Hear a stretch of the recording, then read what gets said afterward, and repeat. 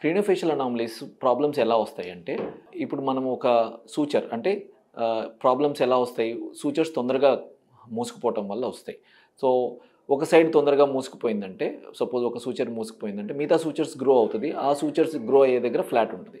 So, దానివల్ల ఇటు side defect ఉంటది. మిగతా చోట ఓవర్ గ్రోత్ ఉంటది. సో, అట్లా క్రేనియల్ తలకాయ ఏదైతే షేప్ ఉంటదో అది తేడా ఉంటదనమాట. సో, వీటి వల్ల ప్రాబ్లమ్స్ ఏమొస్తాయి?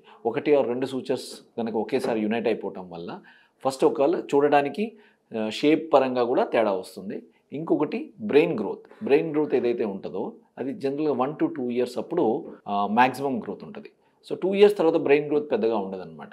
సో, ఈ 2 ఇయర్స్‌లో మనకి బ్రెయిన్ గ్రోత్ సరిగ్గా లేకపోతే ఒక్కొక్కసారి బ్రెయిన్ పరంగా ఆర్ మెదడు పరంగా కూడా గ్రోత్ సరిగ్గా లేకపోవటం వల్ల మెంటల్ రిటార్డేషన్ ఉండే అవకాశం ఉంటుంది చిన్న పిల్లల్లో ఇది ట్రీట్ చేయకపోతే.